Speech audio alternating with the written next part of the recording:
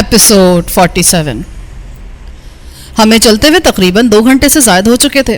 Jeep का fuel gauge भी नाकारा था, इसलिए मुझे इल्म नहीं था कि उसमें कितना पेट्रोल है। ये इत्मीनान अलबत्ता था कि अभी मेरे पास पेट्रोल से भरा हुआ एक जरीकैन रिजर्व में भी मौजूद था। अचानक कुछ फासले पर मुझे रोशनियां से टिमटिमाती दिखाई थी। इसका मतलब था कि हम किसी आबादी के नज़दीक पहुंच गए थे। मैंने रफ्तार बढ़ाते हुए कांता को आवाज़ दी। उसने सर घुमाकर मुझे देखा तो मैंने उसे बताया कि हम किसी आबादी के नज़दीक पहुंच गए हैं। मैं गाड़ी वालों से यही कहूँगा कि हम लोग शिकार के लिए निकले थे, मगर अपने दोस्तों से बिछड़ गए और इस तरफ आन निकले। फिर अचानक वो रोशनियां नज़दीक आ गईं। वो बैलगाड़ियों की कतार थी। जीप देखकर सबसे अगली बैलगाड़ी वाला सरसीमा हो गया। वो लोग भी पगडंडी पर ही चल रहे थे और वो पगडंडी इतनी कुशादा नहीं थी कि जीप और बैलगाड़ियां बैक वक्त गुजर सकती। बैलगाड़ी के एन सामने मैंने जीप रोक दी। बैलगाड़ियों की कतार पहले ही रुक चुकी थी। बैलगाड़ी वाले ने जीप की हेडलाइट्स की चकाचौंध से बचने के लिए आंखों पर हाथ का छज्जा सा बना लिया था और चुंधियाई हुई आंखों से मुझे देखने की कोशिश कर रहा था। मैंने गाड़ी की हेडलाइट्स के साथ ही जीप का इंजन भी बंद कर दिया और नीचे उतर आया।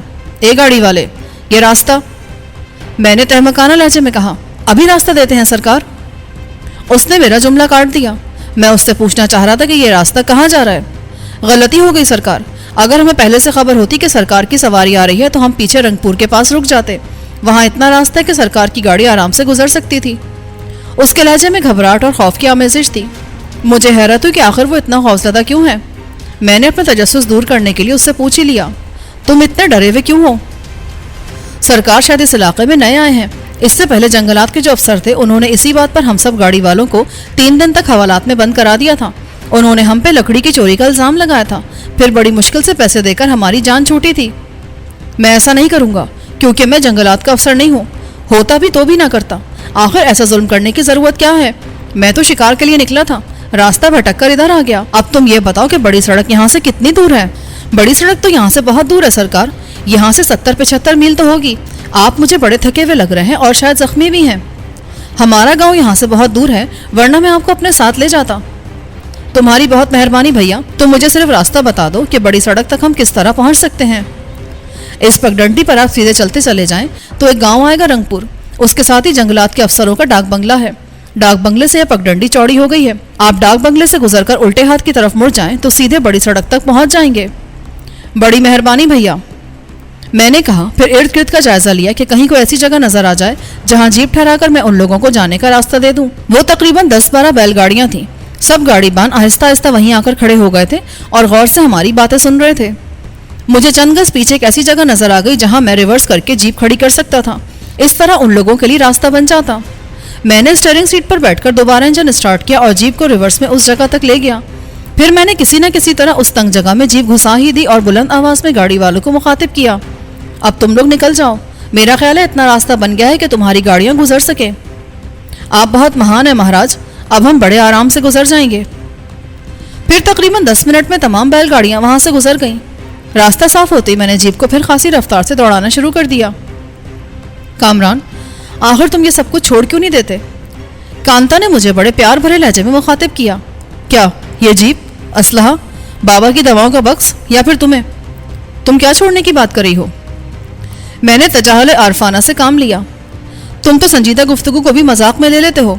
मैं तुम्हारी सरगर्मियों और ख़तरनाक कामों को छोड़ने की बात कर रही थी। मैं तो सब कुछ छोड़ना चाहता हूँ, मगर ये काम मुझे नहीं छोड़ते। तुम इस भागदौड़ और कत्लो गारत गरी से उकताते नहीं हो?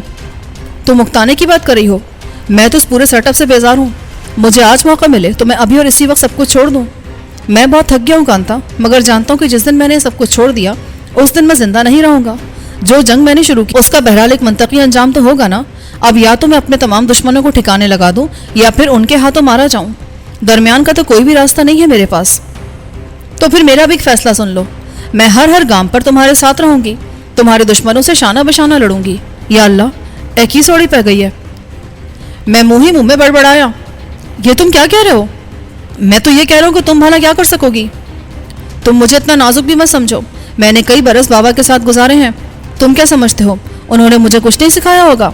मैं खाली हाथ भी कम से कम 4 मर्दों का मुकाबला कर सकती हूँ। मेरे हाल ते रहम करे रब्बा, एक ते ग्लोरिया सी हुड़ ए दूजी पैदा हो गई है। ये तुम किस जुबान में बातें कर रहे हो? ये मेरी मादरी जुबान है। ये ग्लोरिया कौन है? मेरी वही साथी है जो मुझसे बिछड़ गई है। तकरीबन 12 किलोमीटर चलने के बाद मुझे कदीम तर्ज का एक रेस्ट हाउस दिखाई दिया। मैंने अचानक फैसला कर लिया कि मैं फौरी तौर पर उसी रेस्ट हाउस में ठहर जाता हूँ। اپنے زخم کی صفائی بھی کر لوں گا اور ہم لوگ اپنے حلیے بھی درست کر لیں گے۔ زیادہ امکان یہی تھا کہ ریسٹ ہاؤس میں اس وقت کوئی بھی افسر مقیم نہیں ہوگا۔ محکمہ جنگلات کے افسر تو کبھی کبھاری دوروں پر نکلتے ہیں۔ میں نے کانتا کو اپنے ارادے سے آگاہ کیا تو اس نے بھی میری تائید کی۔ وہ خود بھی بہت تھکی ہوئی تھی۔ تم پہلے اپنے یہ شاہانہ جوتے اتار لو، میں نے ہنس کر کہا۔ اس نے چونک کر اپنے پیروں کی طرف دیکھا، پھر بے ساختہ ہنسنے لگی۔ وہ جوتے اتارتے ہوئے چونک کر بولی، کیا ریسٹ ہاؤس پہ ننگے پیر جاؤں گی میں؟ اس کی تم فکر مت کرو، یہ سب مجھ پر چھوڑ دو۔ یہ جوتے پہن کر گئیں تو چوکیدار تمہارے ساتھ ساتھ مجھے بھی اندر گھسنے نہیں دے گا۔ مجھے کیا ہے، تم جانو۔ یہ کہہ کر وہ سیدھی بیٹھ گئی اور اپنے پیروں کے پنجے مسلنے لگی۔ ریسٹ ہاؤس کا مین گیٹ لکڑی کا تھا، لگتا تھا اس پر انگریزوں ہی کے دور میں رنگ و روغن ہوا ہوگا۔ میں نے گیٹ پر پہنچ کر ہارن بجایا۔ کئی دفعہ ہارن بجانے کے بعد گیٹ کھل گیا اور اندر سے چوکیدار نمودار ہوا۔ اس کی آنکھوں میں نیند کا خمار تھا۔ جیپ دیکھتے اس نے گیٹ فوراً پورا کھول دیا۔ مجھے یہ دیکھ کر حیرت ہوئی کہ ریسٹ ہاؤس کے پورچ میں ایک جیپ پہلے سے موجود تھی۔ میں جیپ کو اندر لیتا چلا گیا۔ گیٹ بند کر کے چوکیدار بھی پھرتی سے جیپ تک پہنچ گیا۔ اس نے ہاتھ اٹھا کر بہت مؤدب انداز میں مجھے سلام کیا۔ کیا یہاں کوئی ٹھہرا ہوا ہے؟ جی سرکار، رمیش کمار صاحب اور ان کے 2 دوست ٹھہرے ہوئے ہیں۔ رمیش کمار؟ آپ انہیں نہیں جانتے سرکار؟ وہ جنگلات کے افسر ہیں۔ پھر تو یہاں کوئی کمرہ خالی نہیں ہوگا۔ کیا آپ جنگلات میں ملازم نہیں ہیں؟ نہیں، میں انکم ٹیکس آفیسر ہوں۔ اپنے دوستوں کے ساتھ شکار پر نکلا تھا مگر ان سے بچھڑ گیا۔ میں زخمی بھی ہوں۔ خیر کوئی بات نہیں، ہم گاڑی میں کہیں ٹھہر جائیں گے۔ کون ہے چوکیدار؟ اندر سے کسی نے تہمکانہ لہجے میں پوچھا۔ وہ بھی شاید جیپ کی آواز سن کر بیدار ہوا تھا۔ پھر وہ برآمدے سے اتر کر ہمارے پاس آ گیا۔ اس کے جسم پر سلیپنگ سوٹ اور نائٹ گاؤن تھا۔ یہ انکم ٹیکس افسر ہیں سرکار، شکار پر نکلے تھے مگر گھائل ہو کر اپنے دوستوں سے بچھڑ گئے ہیں۔ یہاں ٹھہرنا چاہ رہے تھے مگر میں نے بتا دیا یہاں تو رمیش کمار صاحب اور ان کے دوست ٹھہرے ہوئے ہیں۔ So what? اس نے انگریزی میں کہا۔ اس کی نظریں کانتا پر جمی تھیں۔ مجھے تو بس اس نے سرسری طور پر دیکھا تھا۔ پھر وہ میرے نزدیک آیا اور مسافے کے لیے ہاتھ بڑھاتے ہوئے بولا، فارسٹ آفیسر رمیش کمار۔ میں نے بھی اپنا ہاتھ آگے بڑھا دیا۔ چیف آئی ٹی او دیو کمار، آپ مجھے ڈی کے بھی کہہ سکتے ہیں کیونکہ میرے دوست مجھے اسی نام سے پکارتے ہیں۔ Glad to see you. نمستے مسز ڈی کے۔ اس نے ہاتھ جوڑ کر کانتا سے کہا، نمستے۔ کانتا مسکرا کر بولی، کمرے کا کوئی پرابلم نہیں ہے مسٹر ڈی کے، میں ایک کمرہ آپ کے لیے خالی کرا دیتا ہوں۔ آپ زخمی ہیں، آپ کو آرام کی ضرورت ہے۔ پھر وہ چوکیدار سے بولا، پرکاش صاحب کا سامان میرے روم میں شفٹ کر دو اور انہیں وہ کمرہ دے دو۔ Thank you so very much Mister Ramesh, میں نے کہا اور جیپ سے اتر آیا۔ میری شرٹ پر جمے خون کو دیکھ کر وہ چونک اٹھا۔ آپ تو اچھے خاصے گھائل ہیں۔ بس قسمت ہی اچھی تھی کہ ہم بچ گئے۔ ہم پہ ڈاکو نے حملہ کر دیا تھا، میری مسز کو تو چپل پہننے کا موقع بھی نہ ملا۔ میں نے فوری طور پر ایک بہانہ گھڑ لیا۔ ویسے مجھے وہ آدمی پہلی نظر میں اچھا نہیں لگا تھا۔ دیکھنے میں وہ خاصا اسمارٹ اور وجیح تھا مگر چہرے پر عجیب سی نحوست تھی، خاص طور سے اس کی آنکھوں میں حریصانہ چمک تھی۔ سامان اتار دو صاحب؟ چوکیدار نے پوچھا۔ سامان ہمارے پاس ہے ہی کیا، سب چیزیں تو وہیں رہ گئی، بس یہ سامان کا بکس ہی رکھا تھا قریب، وہی اٹھا لیا میں نے، میرے پاس تو کپڑے بھی نہیں ہیں۔ نو پرابلم مسٹر ڈی کے، رمیش کمار خوش دلی سے بولا، میرا اندازہ ہے کہ میرے کپڑے آپ کے جسم پر فٹ آئیں گے، میں ابھی اپنا ایک جوڑا اور ضرورت کا دوسرا سامان بھجواتا ہوں۔ آپ زیادہ تکلیف مت کریں، بس یہی چند گھنٹوں کو سر چھپانے کا ٹھکانا چاہیے تھا۔ کم آن مسٹر ڈی کے، اس میں تکلیف کی کیا بات ہے، کل مجھے بھی تو آپ کی ضرورت پڑ سکتی ہے نا۔ شیور، کبھی دہلی ہیں تو مجھ سے ضرور ملاقات کریں، مجھے خوشی ہوگی۔ میں ہنس کر بولا۔ اس دوران میں چوکیدار نے ہمارا کمرہ سیٹ کر دیا۔ رمیش نے چوکیدار کو تاکید کی کہ ان لوگوں کو کسی قسم کی تکلیف نہیں ہونی چاہیے۔ پھر وہ مجھ سے بولا، آپ تو آرام کریں، اب آپ سے صبح ملاقات ہوگی۔ اس وقت بھی اس کی نظریں کانتا پر جمی ہوئی تھیں۔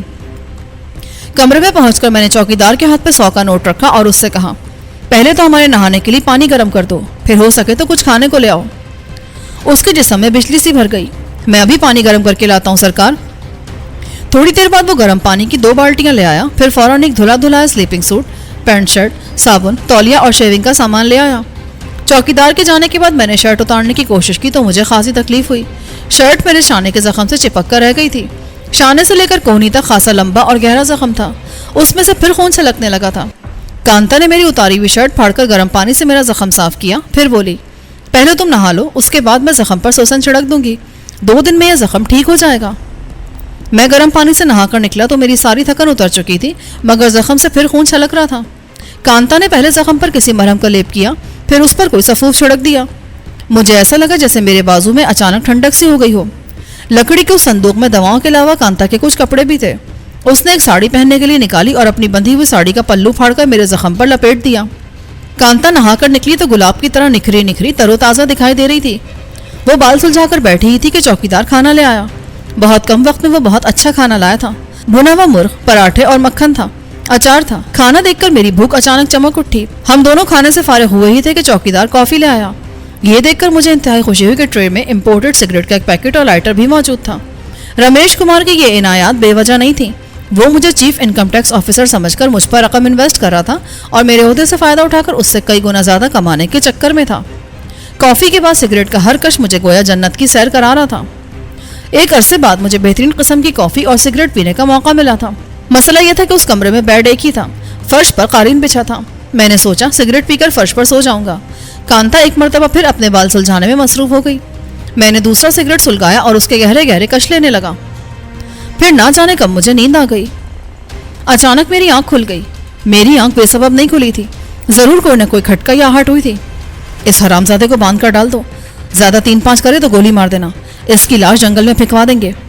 ये सरगोशी रमेश कुमार की थी। हरामजादा मुझे बेवकूफ बना रहा था कि मैं चीफ इनकम टैक्स ऑफिसर हूँ, हालांकि उनसे भी परसों ही मेरी मुलाकात हुई है।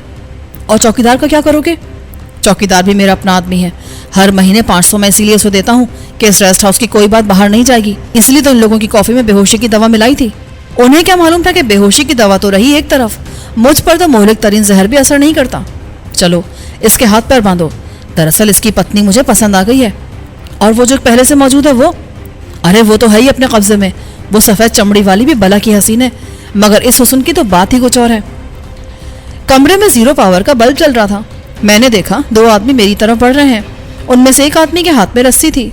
रस्सी वाला जो ही मुझ पर झुका, मैंने अचानक उसकी गर्दन दबोच ली और दूसरे आदमी के मुंह पर इतनी जोरदार लात मारी कि वो उछलकर रमेश पर गिरा। फिर मैं रस्सी वाले को धकेलकर उठ खड़ा हुआ और झपट कर रमेश को पकड़ लिया। मेरे एक ही थप्पड़ में उसके होश ठिकाने आ गए। अचानक बाहर से किसी ने खिड़की के शीशे पर बेआवाज फायर किया। शीशा जोरदार छनाके से टूट गया। फिर कोई डपट कर बोला, अगर किसी ने अपनी जगह से हरकत भी की तो उसकी खोपड़ी उड़ा दूंगा। वह आवाज सुनकर मेरा दिल बल्लियों उछलने लगा, क्योंकि वो आवाज मेरे बिछड़े हुए दोस्त तैमूर की थी। रमेश कुमार सरासीमगी के आलम में कभी मुझे देख रहा था और कभी खिड़की के टूटे हुए शीशे को। वो बुरी तरह वहशतज़दा हो गया था।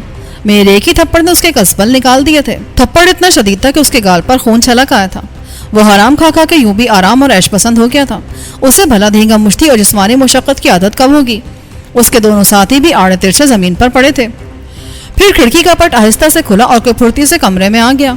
उसका चेहरा छुपा हुआ था, मगर कदोकामत से अंदाजा हो रहा था कि वो तैमूर के सिवा और कोई नहीं। उसकी नजर अब तक मुझ पर नहीं पड़ी थी। वो चौकिन्ने अंदाज में बेड की तरफ गया और झुककर कांता का जायजा लेने लगा। रमेश ने हिम्मत करके पूछा, कौन हो तुम? तैमूर ने पलटकर रमेश को देखा। उसी लम्हे उसकी नजर अचानक मुझ पर पड़ी। वो बुरी तरह चौंका और पुरजोश लहजे में बोला, तुम यहाँ कैसे पहुंचे? और टेक इट इजी, पहले तुम बताओ कि तुम यहाँ तक कैसे पहुंचे? मैंने हंसकर पूछा। इसके आदमियों ने धोखे से ग्लोरिया को पकड़ लिया था। हम दोनों तुम्हारी तलाश में भटक रहे थे कि एक वीराने में गाड़ी का एक्सीडेंट हो गया। ग्लोरिया को मामूली सी चोटें आई थी। मैं उसे एक जगह छोड़कर पानी की तलाश में गया। वापस आया तो ये लोग ग्लोरिया को गाड़ी में डालकर ले जा रहे थे। मैंने इलाके के लोगों से मालूम कर लिया कि इसे उन लोगों ने अगवा किया है। अगर वो जख्मी ना होती तो खुद ही उन लोगों से निमट लेती। ये कब की बात है? आज शाम के वक्त इन लोगों ने उसे अगवा किया था। मुझे यहाँ तक पहुँचने के लिए कोई सवारी ना मिल सकी, वरना बहुत पहले मैं इनसे निमट चुका होता। मैंने घूमकर रमेश कुमार से पूछा, वो लड़की कहाँ है? मैं नहीं जानता तुम लोग किस लड़की की बात कर रहे हो। वो ढिठाई से बोला, अच्छा, इसका मतलब है कि अभी तुम्हारी खाल मजीद मसाला मांग रही है। मैंने अचानक उसके बाल मुट्ठी में जकड़ लिए और गुर्रा कर बोला, शायद तुम भूल गए, अभी थोड़ी देर पहले किसी सफेद चमड़ी वाली की बात कर रहे थे तुम। बताओ किधर है वो, वरना तुम्हारे ये बाल विक की तरह तुम्हारी खोपड़ी से अलहदा कर दूंगा। मैंने उसे फिर झटका दिया, इसे तो मार के फेंक दो। तैमूर ने सफाक लहजे में कहा और रिवॉल्वर की नाल उसकी कनपट्टी पर रख दी। मैं जानता हूँ कि ग्लोरिया यही है। इसे ठिकाने लगाने के बाद हम उसे भी ढूंढ लेंगे। रमेश के हलक से अजीब सी आवाज बरामद हुई और वो सहमे हुए अंदाज में बोला, बताता हूँ, वो यही मौजूद है। मैंने उसे कोई तकलीफ नहीं पहुंचाई है। इसके साथ जाओ तैमूर और ग्लोरिया को यहीं ले आओ। मैंने बेड पर बैठते हुए कहा। तैमूर उसे धकेलता हुआ वहां से ले गया। मैंने झुककर उसके दोस्तों का जायजा लिया। वो दोनों मरे नहीं थे, सिर्फ बेहोश थे, मगर जिसके मुंह पर मेरी लात पड़ी थी उसके सामने वाले कई दांत टूट गए थे और होंठ भी बुरी तरह जख्मी हो गए थे। उन दोनों को छोड़कर मैं कांता की तरफ मुतवज्जो हुआ। वो ख्वाबावर दवा के जेर असर बेसुध पड़ी थी, मगर उसकी सांस हमवार थी। थोड़ी देर बाद कदमों की आहटें गूंजी। फिर तैमूर और रमेश के साथ मुझे ग्लोरिया भी दिखाई दी। मुझे देखकर वो बुरी तरह चौंकी, फिर चीख कर बोली, कामरान तुम कहाँ गायब हो गए थे? बहुत तवील कहानी है, फुर्सत से सुनाऊंगा। कहानी तो खैर वाकई तवील है, उसने कांता की तरफ देखते हुए तंजिया लहजे में कहा। मैं भी फुर्सत से सुनूंगी, पहले मैं इससे निमट लूं। ये कहकर उसने अचानक रमेश के मुंह पर चटाक से थप्पड़ रसीद कर दिया। मैं इस हरामजादे को जिंदा नहीं छोड़ूंगी। इस बास्टर्ड ने मेरे हाथ पैर बांधकर एक स्टोर रूम में बंद कर दिया था मुझे। वहां मच्छरों ने मेरा 1 लीटर खून तो चूस ही लिया होगा।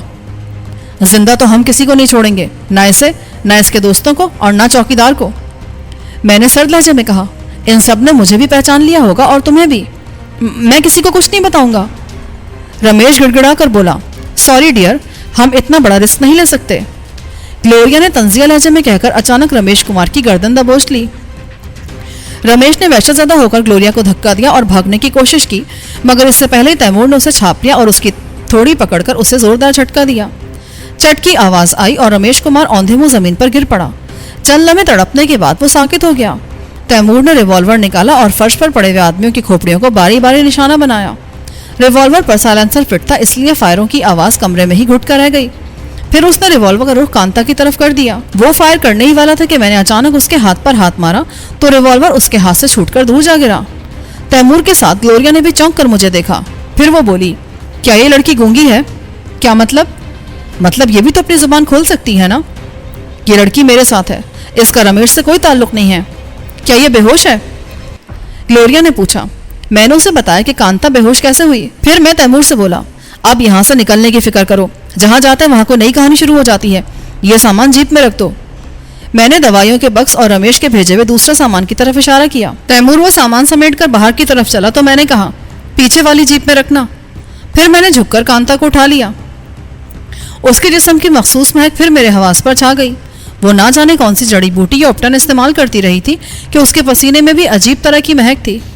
कांता का फूल सा जिस्म उठाकर मैं भारी कदमों से जीप की तरफ बढ़ा और उसे बहुत एहतियात से जीप के पिछले हिस्से में लिटा दिया। फिर ग्लोरिया के कहने पर मैंने भी नाइट गाउन और स्लीपिंग सूट के बजाय रमेश कुमार की पैंट शर्ट पहन ली और बाहर निकल आया। स्टीयरिंग पर तैमूर था। मैं उसके साथ अगली सीट पर बैठ गया। ग्लोरिया कांता के साथ बैठ गई और तैमूर ने खुले हुए गेट पर से जीप रिवर्स करके बाहर निकाल ली। फिर वो बर्क रफ्तारी से एक तरफ रवाना हो गया। अचानक मुझे डाक बंगले के चौकीदार का ख्याल आया। मैंने तैमूर से कहा, जीप को वापस ले चलो, हमसे गलती हो गई। तैमूर ने जीप रोक दी और उसे रिवर्स गियर में डालते हुए बोला, कैसी गलती? तुमने उस चौकीदार को जिंदा क्यों छोड़ दिया तैमूर? तैमूर ने तवील सांस लिया, फिर जीप को झटके से दोबारा आगे बढ़ा दिया। मैं इतना कच्चा काम नहीं करता। सबसे पहले तो चौकीदारी मेरे हाथ से मारा गया था, उसे ठिकाने लगाकर ही तो मैं डाक बंगले में दाखिल हुआ था। तुम्हें क्यों चुप लगी हुई ग्लोरिया? तुमने अभी तक ये नहीं बताया कि वहां से गायब कैसे हो गए थे और तुम्हारी टांगें ठीक कैसे हो गईं? मैंने उसे जवाब में शुरू से लेकर आखिर तक पूरी कहानी सुना दी, सिर्फ कांता के डायलॉग को सेंसर कर दिया। इसका मतलब है अब तुम सोशल वर्क करोगे? अब से क्या मुराद है? मैं तो बचपन से सोशल वर्कर हूँ। मैं कोई काम मसलहत के बगैर करने का आदी नहीं हूँ। कुंभ के मेले में कांता मेरी हेल्प करेगी। वो हिंदुओं के रस्मों रिवाजों से वाकिफ है। मुझे तो फ्री में गाइड मिल रहा है। तो क्या अभी तक विनोद तुम्हारे हाथ नहीं आया? अगर वो हाथ आ जाता तो मैं यहाँ क्यों पड़ा रहता? इस मनहूस मुल्क में तो मैं 1 मिनट भी रुकने का रवादार नहीं हूँ। अब शायद हो जाओगे। तैमूर हंसकर बोला, अभी तक तुम्हें कांता नहीं मिली थी ना? ओ भाई, वो कांता है कोई ताजमहल नहीं कि अपनी जगह से जुम्बिश ना कर सके। मुझे अगर वो इतनी पसंद हुई तो मैं उसे अपने साथ भी ले जा सकता हूँ। अरे यार, तुम्हारे इरादे तो बहुत खतरनाक हैं। तुम लोग इंग्लिश में बात नहीं कर सकते? ग्लोरिया झंझला कर बोली, और तुम उर्दू नहीं सीख सकती? मैंने उसी के लहजे में कहा, हमने भी तो आखिर इंग्लिश सीखी है। ठीक है, अब मैं तुम्हें उर्दू भी सीख कर दिखाऊंगी। ग्लोरिया बिफर कर बोली। मैं और तैमूर उसकी झंझलाहट पर हंसने लगे। फिर मैंने कहा, ग्लोरिया, तुमने ये नहीं पता कि तुम्हें उस फॉरेस्ट ऑफिसर ने कैसे पकड़ लिया था? मेरे सर और कंधे में अच्छी खासी चोट आई थी। मैंने पानी मांगा तो तैमूर पानी लेने चला गया। क्या तुम अब भी जख्मी हो? जख्मी तो मैं उस वक्त भी नहीं थी। मेरा सर और बायां शाना किसी चीज से टकराया था और मुझे चक्कर से आने लगे थे। बायां हाथ वक्ती तौर पर बिल्कुल नाकारा होकर रह गया था। अचानक वो फॉरेस्ट ऑफिसर वहां आ गया। उसने मुझे बंगले पर चल के आराम की ऑफर की, मगर मैंने इनकार कर दिया और उसे बताया कि मेरे साथी यहाँ आने वाले हैं। वो इसरार करने लगा। फिर उसने ढिठाई से मेरा हाथ पकड़ लिया। मेरे हाथ में दर्द की टीसें से उठने लगी। उस वक्त मेरा सर भी चकरा रहा था। मैंने उसके चेहरे पर थप्पड़ रसीद कर दिया। फिर एकदम कई आदमी मुझ पर टूट पड़े। वो शायद जंगल में काम करने वाले मजदूर थे। उन लोगों ने मेरे हाथ पांव बांधकर मुझे जीप में डाला और वो ऑफिसर बंगले में ले गया। अब तुम्हारे हाथ का क्या हाल है? वो तो वक्ती चोट थी, अब मेरा हाथ खूब काम कर रहा है। दिखाऊं तुम्हें? وہ ہنس کر بولی۔ پھر میں کچھ کہنے ہی والا تھا کہ جیپ جھٹکے سے رک گئی۔ میں نے چونک کر دیکھا، پگڈنڈی کے عین درمیان میں گاڑی کھڑی تھی، اس سے ہمارا راستہ مسدود ہو گیا تھا۔ تیمور نے پے در پہ کئی دفعہ ہارن بجایا مگر گاڑی میں شاید کوئی تھا ہی نہیں۔ میں جا کر دیکھتا ہوں، تیمور نے انجن بند کرتے ہوئے کہا۔ رک جاؤ، ممکن ہے کوئی ہماری گھات میں بیٹھا ہو۔ ارے یار، اب ہم اتنے بھی اہم نہیں ہیں کہ ہر جگہ کوئی ہماری گھات میں بیٹھا ہو، تیمور نے ہنس کر کہا، مگر وہ جیپ سے اترا نہیں۔ ہم دونوں چلتے ہیں مگر بہت احتیاط سے۔ پھر میں گلوریا سے بولا، تم یہیں ٹھہرو، ممکن ہے یہ کانتا کے دشمن ہو۔